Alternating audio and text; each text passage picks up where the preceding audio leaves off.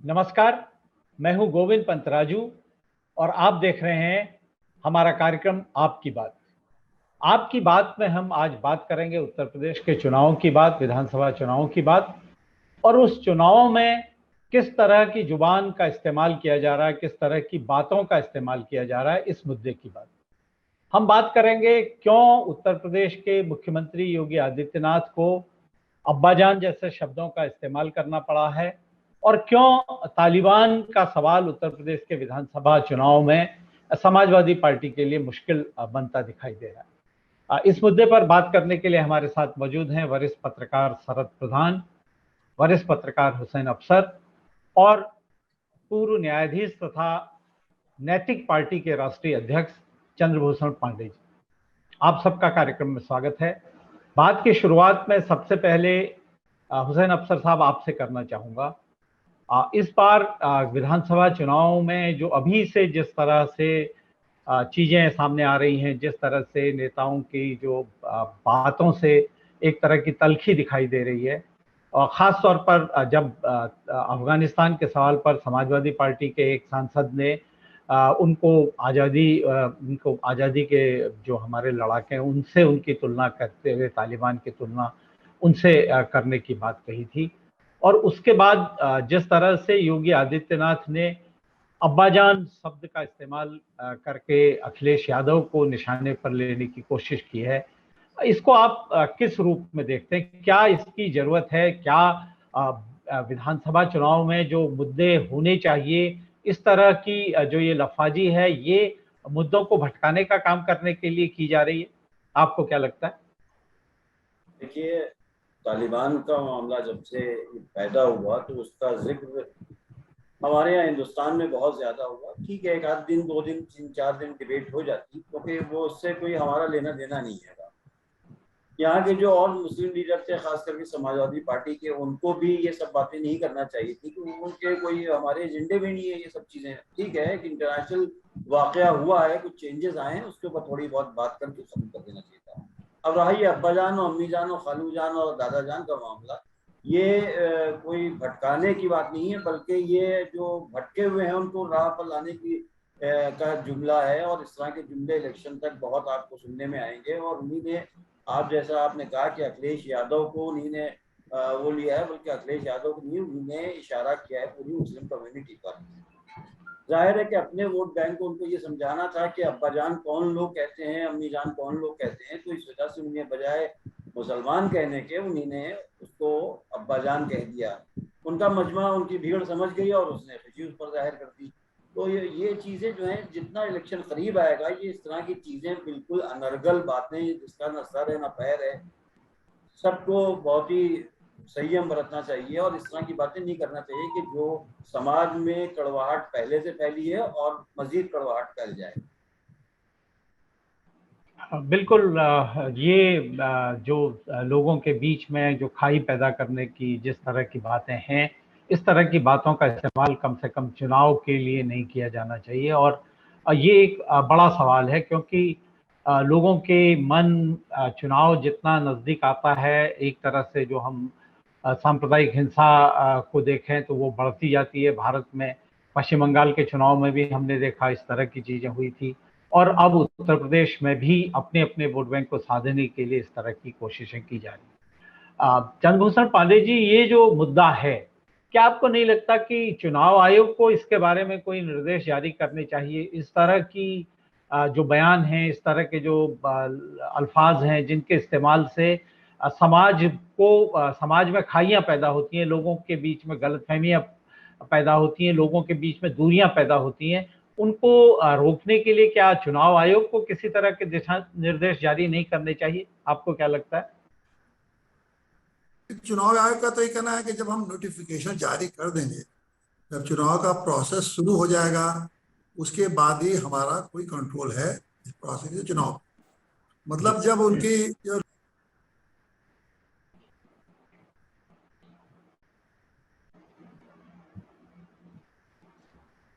तो उसके बाद वो शुरू करेंगे। वो तो नोटिफिकेशन तो अभी वो समझ लीजिए जब चुनाव के 2 महीना पहले, 1.5 महीना पहले होगा। लेकिन ये उस तब उनका कंट्रोल है। और वो भी क्या कंट्रोल है, पिछले बार चुनाव में बहुत सारे चुनाव के दौरान भी लोग बोलते हैं और नोटिस वोटिस देते हैं, तो मतलब 1 आध घंटे और कुछ घंटों की बात होती है, उसी में उनका काम खत्म हो जाता है। तो वो भी इफेक्टिव तरीका नहीं है। आवाज नहीं आ रही क्या मेरी? आ रही है जी, आ रही आ रही है। आ रही है, बीच में गड़बड़ हो गई थी। अच्छा अच्छा। तो ये जो चुनाव आयोग का,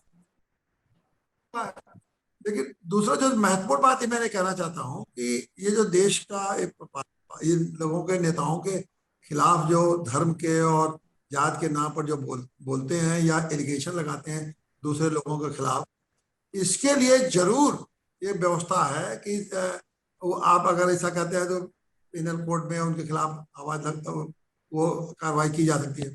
लेकिन कौन करे? अगर जो जुडिशियल सिस्टम है अपने देश का, उसमें आप समझ सकते हैं कि एफआईआर दर्ज कर देना तो कुछ होता नहीं है। एफआईआर दर्ज करने के बाद तो वो फिर सालों तक मामला चलता है, तब तक इलेक्शन भी खत्म हो गया और सारी चीजें खत्म हो गई। इसके लिए मैं ये समझता हूँ कि जो पॉलिटिकल पार्टी है उनको रेगुलेट करने के लिए इनके लिए अलग से कानून बनाना पड़ेगा। वो इलेक्शन कमीशन पर नहीं छोड़ देना पड़ेगा। और इलेक्शन कमीशन के अलावा एक अलग जो है पॉलिटिकल पार्टी को रेगुलेट करने के लिए खास करके इस तरह के स्टेटमेंट क्या देना चाहिए, क्या नहीं देना चाहिए, सब सोसाइटी में किस तरह से हेट्रेड फैलाना चाहिए कि नहीं चलना चाहिए, अपने वोटर को साधने के लिए इस तरह काम करना चाहिए नहीं करना चाहिए, इन सारी चीजों के लिए निश्चित रूप से इनको कोई ना कोई कार्रवाई करनी चाहिए। और जो इलेक्शन जब तक ये नया लॉ नहीं बनेगा, मैंने समझता हूँ कि ये किसी तरह से कंट्रोल होगा। जी बिल्कुल। जहाँ तक कानून की बात है वो सरकारों को बनाना है, और सरकारों को भी मुझे लगता है कि यही इसी तरह की जो अल्फाज हैं, इसी तरह की जो बातें हैं, इसी तरह की जो जुबान है वो सरकारों को भी सूट करती है। सरकारें कोई भी हों, जो लोकतंत्र में वोट मांगने के लिए सबसे आसान तरीका शायद उनको यही दिखता है। तो सरकारें इसमें कितने कानून बनाएंगी, कितना आगे काम करेंगी, ये बहुत मुश्किल लगता है फिलहाल की स्थितियों में। शरद जी, जो ऐसी उत्तर प्रदेश में जो ये इस तरह की परिस्थितियां हो रही हैं, अखिलेश यादव की हालांकि हुसैन अफसर साहब ने उसका जिक्र पूरी एक कम्युनिटी के लिए उस शब्द का इस्तेमाल करके उसको उस तरह से उसको परिभाषित करने की बात कही है, लेकिन अखिलेश यादव की भी ये एक तरह से दुखती रग है। एक बार आपको याद होगा जब वो मुख्यमंत्री थे उत्तर प्रदेश के, औरंगजेब कहे जाने पर उन्होंने कितनी अपनी उनकी जो प्रतिक्रिया थी वो कितनी आक्रामक और कितनी गुस्से से भरी प्रतिक्रिया थी, वो आप बेहतर जानते हैं। आपको क्या लगता है, जब ये मामला शुरू हुआ था अखिलेश यादव ने एक बात ये भी कही कि वो मुख्यमंत्री को लक्ष्य करके कि वो इस तरह की जुबान, इस तरह की बातों को बंद करें, अन्यथा वो फिर मैं भी उनके पिता तक पहुंच सकता हूं, इस तरह की बात उन्होंने कही थी। तो क्या ऐसा नहीं लगता कि ये जो अब्बाजान वाला सवाल है, इसको अखिलेश यादव ने व्यक्तिगत तौर पर भी लिया है?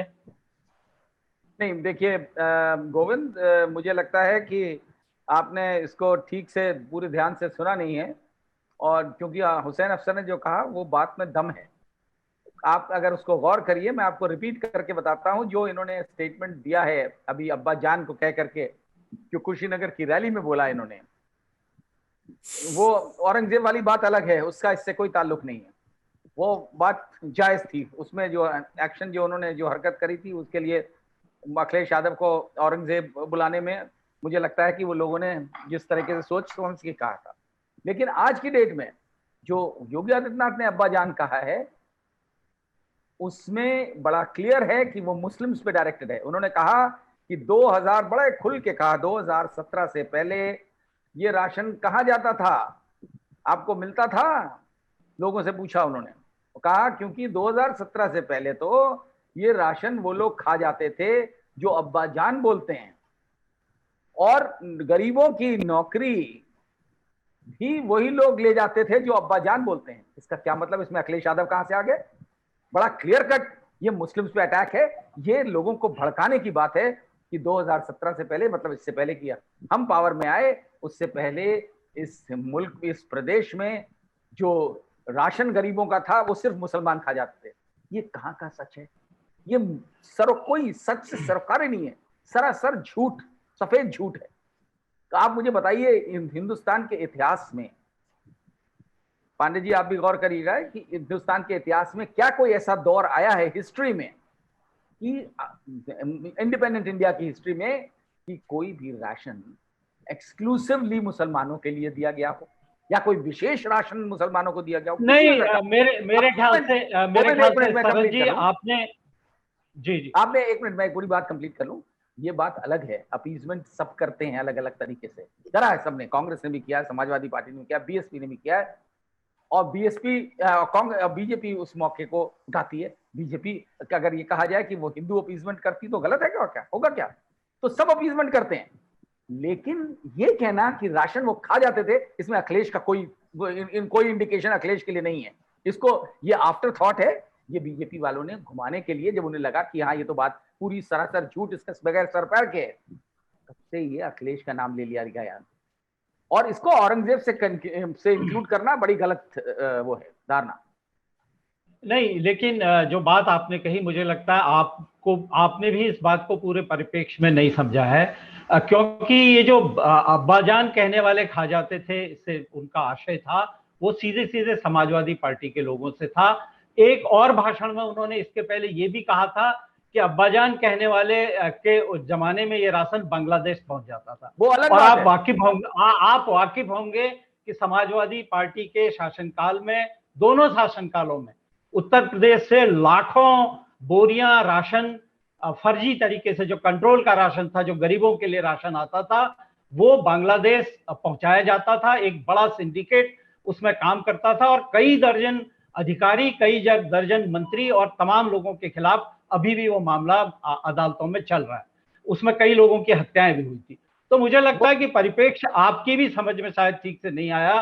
परिप्रेक्ष्य उनका बिल्कुल, क्योंकि उनके एक पहले भाषण में उन्होंने बांग्लादेश का जिक्र किया था कि राशन बांग्लादेश पहुंच जाता था।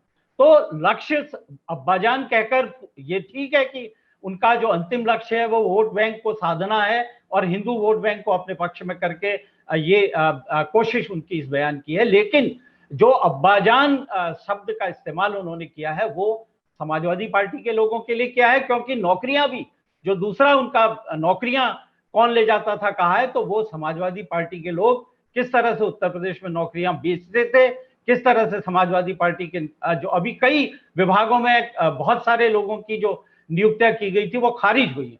तो इसको भी शायद हमको समझना चाहिए। हमको इसको, ये बिल्कुल ठीक है कि ये जो शब्दों का इस्तेमाल है ये कहा गया है अपने वोट बैंक को साधने के लिए, लेकिन हम ये कह दें कि अब्बाजान कहकर उन्होंने जो मुस्लिमों को राशन खा जाते थे ये कहा है, ये व्याख्या मुझे लगता है आपकी मुझे उचित नहीं लग रही है। परिप्रेक्ष्य को आप पूरा जो जिन जिन संदर्भों में बात कही गई है और अलग अलग भाषणों में जो बात कही गई है उसको समझने की आपको कोशिश करनी चाहिए। हुसैन अख्तर साहब, मैं एक मिनट क्या जवाब दे दूं इसका? मैं आपको ये बताना चाह रहा हूँ कि ये जो बात है ये अलग अलग भाषण में नहीं कही, सेम भाषण में कही गई। इसी भाषण में अभी 5 मिनट पहले मैं देख चुका हूँ कि ये जो भाषण उन्होंने कहा कि बांग्लादेश और नेपाल जाता था, नेपाल से उनका क्या क्या कहना चाह रहे हैं मुझे नहीं पता, ये आप बेहतर समझ सकते हैं, लेकिन ये दोनों कहा और नेपाल चला जाता था। उसके लिए आप, उसका क्या मतलब है कि मुसलमानों के पास जाता था? नेपाल तो मुसलमानों का देश नहीं है। मुसलमान कहां से बात आ गई इसमें? तो मुसलमान इसलिए आगे क्योंकि बांग्लादेश समाजवादी पार्टी के लोग, समाजवादी पार्टी के नेता उस धंधे में थे, इसलिए ये कहा गया। नहीं, बिल्कुल नहीं कहा गया, इसलिए नहीं कह रहे हैं, बिल्कुल नहीं। इस्तेमाल समाजवादी पार्टी के लिए किया गया है, एक व्यक्ति के लिए नहीं किया गया। ये केवल मुसलमानों के लिए किया गया है। समाजवादी पार्टी के रेफरेंस में वो पहले बोल चुके थे एक बार। इसमें वो साफ खुलकर समाजवादी पार्टी का नाम ले सकते थे, जिन देशों का नाम लिया है उन देशों का नाम ले सकते थे, लेकिन एक फारसी का लफ्ज जो हमारे यहाँ प्रचलित है बाप के लिए ज्यादातर, वो एक उन्हीं ने बहुत ही चिढ़ाने और मुस्कुरा कर कहने की उसका मंशा जो है, बिल्कुल वही है जो शरद प्रधान साहब फरमा रहे हैं। नहीं, देखिए, जिस तरह से इन शब्दों का इस्तेमाल हुआ, जिस तरह से योगी ने इन दो शब्दों को, तालिबान और अब्बाजान का इस्तेमाल किया, ये बात बिल्कुल ठीक है कि इनका इस्तेमाल अपने वोट बैंक को उन्होंने साधने के लिए किया, लेकिन हम ये नहीं हमको भूलना चाहिए कि समाजवादी पार्टी ने लाखों लोगों के मुंह का निवाला छीना था। जो राशन गरीबों के लिए आता था वो राशन बांग्लादेश जाता था, रेलवे के जरिए जाता था, और उसमें समाजवादी पार्टी के तमाम बड़े नेता गिरफ्तार भी थे और समाजवादी पार्टी के दौरान होगा नहीं, किया गया था। आप पत्रकार हैं, आपको जानकारी होनी चाहिए। गिरफ्तारियां हुई थी समाजवादी पार्टी के लोगों की और कई अधिकारियों की गिरफ्तारियां हुई थी। उसके मामला अभी भी चल रहा है। उसके पीछे ये उद्देश्य नहीं था कि मुसलमानों को चला जाए, उसके पीछे उद्देश्य ये था कि चोरी, ये तो भ्रष्टाचार तो उस सरकार में हुआ, आज भी हो रहा है, उससे पहले भी होता था, कांग्रेस में भी होता था, और ये खूब भ्रष्टाचार होता था। अच्छा है कि समाजवादी पार्टी पकड़ गए, लेकिन ये अगर करके अब्बा जान कह करके वो सिर्फ मुसलमानों को टारगेट कर रहे हैं, ये सोचना भी बिल्कुल गलत है कि वो मुसलमानों को नहीं कह रहे हैं। अरे उनका पूरी पॉलिटिक्स इसी पे, हिंदू मुसलमान डिवाइड पे है। नहीं, मैं इस बात से बिल्कुल इनकार नहीं कर रहा कि वो इस शब्द का इस्तेमाल उन्होंने क्यों किया, क्या उसके पीछे मकसद था। लेकिन मैं ये भी बात साफ करना चाहता हूं कि जो कहा गया है कि राशन अब्बाजान, आप उस जमाने में राशन अब्बाजान के लोग खा जाते थे, तो अब्बाजान के लोग नहीं, अब्बाजान के लोग नहीं, जो लोग अब्बाजान बोलते हैं, हाँ, वो जी, वो खा जाते थे। इसका मतलब क्या हुआ? ये बिल्कुल मतलब अखिलेश यादव कहां से हो गया? इसका मतलब अखिलेश यादव समाजवादी पार्टी इससे इसका मतलब हुआ, क्योंकि तालिबान का भी जब तालिबान का भी उन्होंने इस्तेमाल किया तो वो एक व्यक्ति, एक विर्क के लिए नहीं किया, उन्होंने पूरी समाजवादी पार्टी के लिए किया कि समाजवादी पार्टी किस तरह से इस काम को कर रही है। खैर, चंद्रभूषण पांडे जी, आपने एक बीच में एक हवाला दिया था कि चुनाव आयोग को, इसमें चुनाव आयोग का जो इस तरह की जो जुबान है, इस तरह के जो शब्द हैं जो समाज को बांटते हैं, समाज को अलग करते हैं, इनको रोकने के लिए जो चुनाव आयोग है उसकी भूमिका जब चुनाव की घोषणा हो जाती है, आचार संहिता का लागू हो जाती है, उसके बाद ही होती है। लेकिन चुनाव आयोग ही पार्टियों का पंजीकरण करता है, चुनाव आयोग ही पार्टियों को भारत में किस तरह से काम करना चाहिए, ये तमाम चीजें वो निर्देशित करता है। तो क्या ऐसे में चुनाव आयोग को ऐसी पहल खुद नहीं करनी चाहिए कि राजनीतिक दल वो किस तरह से समाज के बीच में आए, किस तरह की भाषा का इस्तेमाल करें, ऐसे शब्द जो समाज को तोड़ते हैं, लोगों के बीच में खाइयां पैदा करते हैं, उनका इस्तेमाल न करें। और अगर चुनाव आयोग इस तरह का कोई प्रस्ताव सरकार की तरफ भेजता है तो क्या उस हालत में जो कानून बनाने की आपने बात कही, वो कानून बनाना ज्यादा आसान होगा, ज्यादा सरकार के लिए बाध्यकारी होगा? नहीं, बिल्कुल ठीक कर रहे हैं, लेकिन जो पहले अभी बहस हो रही थी उसमें एक लाइन अब जोड़ के फिर इस बात को आगे बढ़ाते हैं कि आपने सही बताया कि अखिलेश जी वो सपा के जमाने में विश्वनाथ चतुर्वेदी को एडवोकेट है सुप्रीम कोर्ट के, उन्होंने फूड स्कैम का मामले को पीआईएल किया था और उस पीआईएल के आधार पर ये तमाम जो घोटाले हो रहे थे मुलायम उस जमाने में, समाजवादी पार्टी के जमाने में, उसमें मुकदमा हाईकोर्ट ने ऑर्डर किया, हाईकोर्ट ने मुकदमा दाखिल किया और बहुत सारे गिरफ्तारी और फूड स्कैम, बहुत बड़ा स्कैम उत्तर प्रदेश में वो खुल के आया। तो वो उस तथ्य को मैं जोड़ता हूँ और किस संदर्भ में इन्होंने कहा वो लोग आप लोगों ने बहस कर दी। अब ये जो कानून बनाने की जो बात हो रही है उसके बारे में देखिए, ये जो कुछ भी कंट्रोल नियंत्रण होगा वो तो कानून के द्वारा ही होगा। आपका कहना ठीक है कि अगर इलेक्शन कमीशन जो राजनीतिक पार्टी को, कम से कम जो राजनीतिक पार्टी के लोग, कोई उस राजनीतिक पार्टी का कोई सदस्य हो, पदाधिकारी हो, इन पर नियंत्रण करने के लिए, क्योंकि इस पार्टी का रजिस्ट्रेशन होना कर रखा है, तो इस पर नियंत्रण करने के लिए पूरे समाज को तो नियंत्रण इलेक्शन कमीशन नहीं कर रखा, लेकिन पॉलिटिकल पार्टी जिनका वो रजिस्ट्रेशन किए हुए है उन लोगों के कोड कंडक्ट को रेगुलेट करने के लिए, ताकि जो पेपर रिप्रेजेंटेशन में बहुत सारे लिखा गया कि ये नहीं होना चाहिए, ये नहीं होना चाहिए, ये नहीं होना चाहिए, तो वो केवल इलेक्शन के प्रोसेस के टाइम में ना रहे, बल्कि जैसे पार्टी रजिस्टर्ड हो गई है तो उसके लिए हमेशा के लिए हो। अगर पार्टी रजिस्टर्ड है तो उसके जो मेंबर्स हैं, चाहे एक ऑर्डिनरी मेंबर हो या उसके हाईएस्ट पदाधिकारी हो, उनका एक कोड ऑफ कंडक्ट होना चाहिए, और अगर वो कोड ऑफ उस कंडक्ट को मानना चाहिए और नहीं मानते हैं तो उनकी भाई पार्टी का रजिस्ट्रेशन तो नहीं खत्म कर सकता, क्योंकि ये मुश्किल काम है, क्योंकि पार्टियों का रजिस्ट्रेशन आप खत्म करें इतना पावर दे दिया जाएगा, क्योंकि अगर पार्टी रजिस्ट्रेशन खत्म करने का पावर दे जाए तो रोज ये कैंसिल करते रहेंगे। लेकिन सदस्यता को कंट्रोल कर सकते हैं कि अगर कोई पॉलिटिकल पार्टी का आदमी अगर इस तरह कुछ बोलता है तो उसकी सदस्यता आप पॉलिटिकल पार्टी से सस्पेंड कर सकते हैं, खत्म कर सकते हैं, या कोई पनिशमेंट कर सकते हैं, ये व्यवस्था कर सकते हैं। तो इलेक्शन कमीशन अगर इनकी भेजता है तो गवर्नमेंट के लिए बहुत आसान बात होगी। अगर गवर्नमेंट चाहती है कि रेगुलेट करना चाहिए इनको तो करना चाहिए। अब अभी तक कभी नैतिक रूप से निर्णय लेना ही पड़ता है, हमेशा अपने स्वार्थ में निर्णय नहीं लेना चाहिए। देश अगर चलाना है, लोकतंत्र को बचाना है, समाज को आगे बढ़ाना है, तो कभी कभी नैतिक सिद्धांतों पर कोई पॉलिटिकल पार्टी हो उसको निर्णय लेना चाहिए और आपको तभी वो होना चाहिए। आपको लगता है तो पांडे अभी जी कोई भी मैं इस पार्टी बताऊं, नैतिकता की बात सोचती है? आप तो बहुत बिल्कुल नहीं। तजुर्बेकार हैं। अरे इसीलिए मैंने कहा कभी कभी होती नहीं है, लेकिन शायद कभी किसी का आत्मा जाग जाए।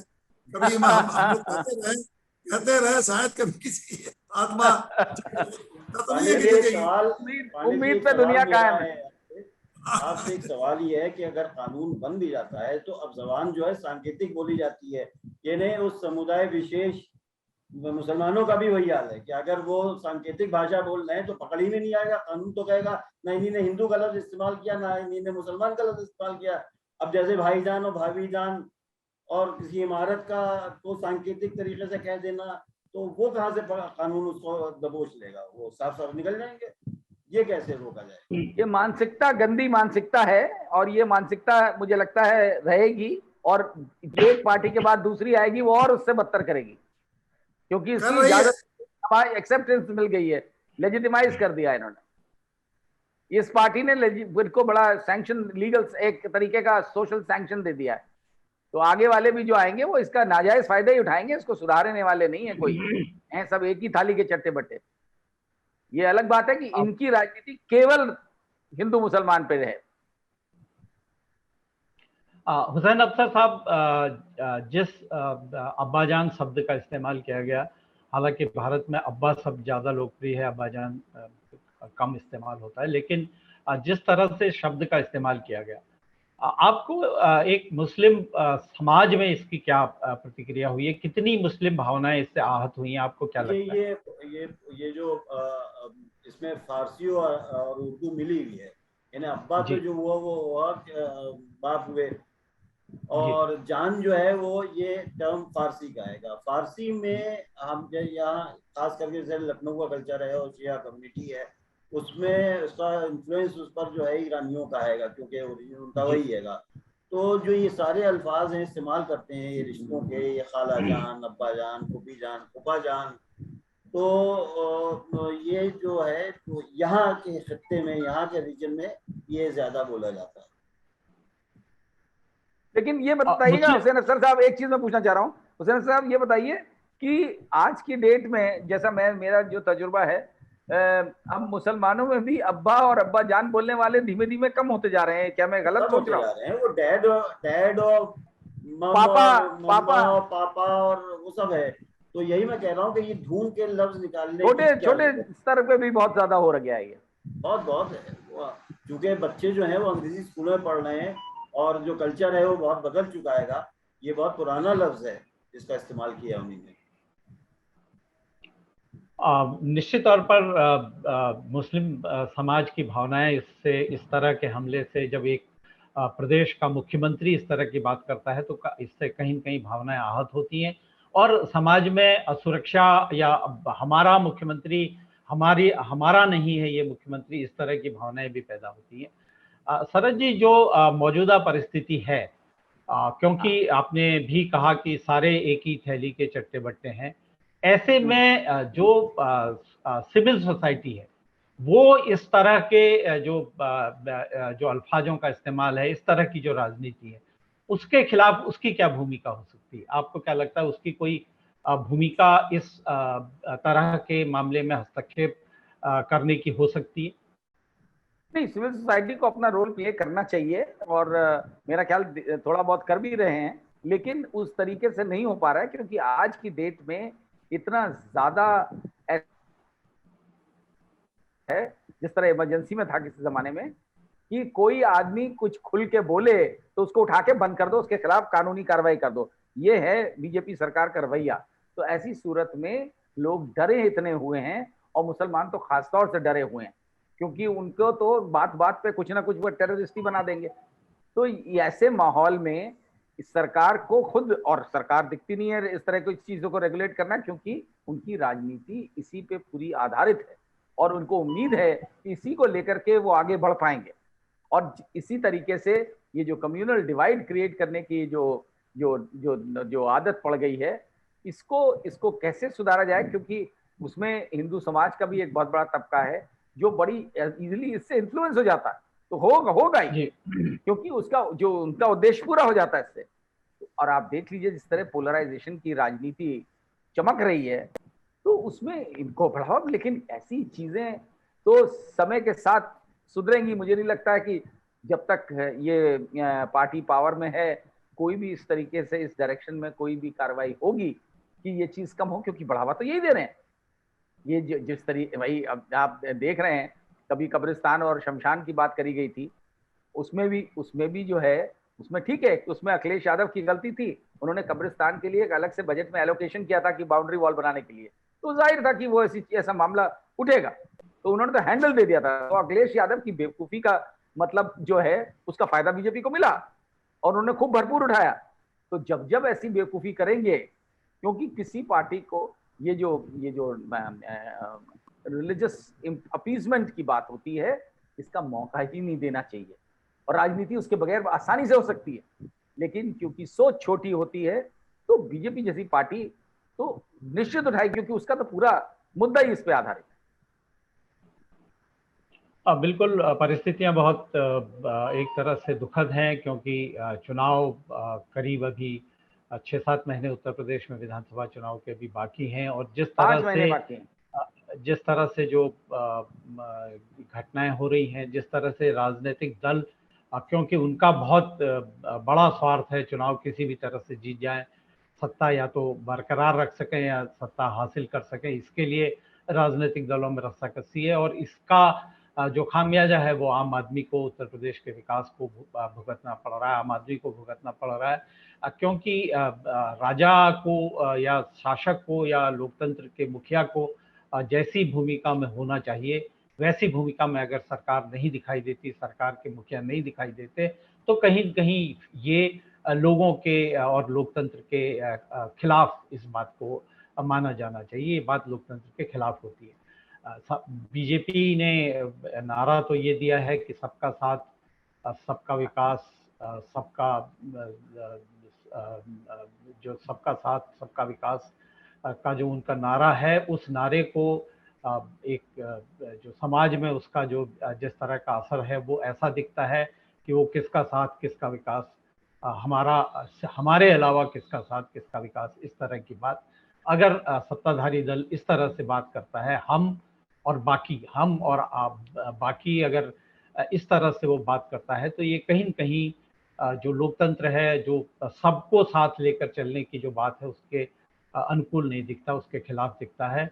हम उम्मीद करते हैं उत्तर प्रदेश में आने वाले चुनाव से पहले अगले 5 महीने जो हैं वो इस तरह की कटुता को आगे न बढ़ाएं, कम से कम जो राजनेता हैं वो कुछ मर्यादा का पालन करें। वोट बैंक की राजनीति के बजाय अगर वो मुद्दों की राजनीति में काम करें, तो निश्चित तौर पर उत्तर प्रदेश का भी लाभ होगा और लोकतंत्र भी मजबूत होगा। जब रूलिंग पार्टी ऐसा करेगी तो बाकी लोग तो करेंगे ही, फिर उसका फायदा उठाएंगे। इसी उम्मीद के साथ हम आज आपकी बात को यहीं पर समाप्त करते हैं। हम आप तीनों लोगों का आभार इस कार्यक्रम में शामिल होने के लिए, और अपने दर्शकों से हम आह्वान करते हैं कि वो हमारे इस कार्यक्रम को सब्सक्राइब करें, लाइक करें, शेयर करें और अपनी टिप्पणियों से हमको अवगत कराते रहें, ताकि एक स्वच्छ और निष्पक्ष पत्रकारिता को आगे बढ़ाने का जो प्रयास हम कर रहे हैं वो प्रयास किसी लक्ष्य तक पहुँचे, किसी मुकाम तक पहुँचे।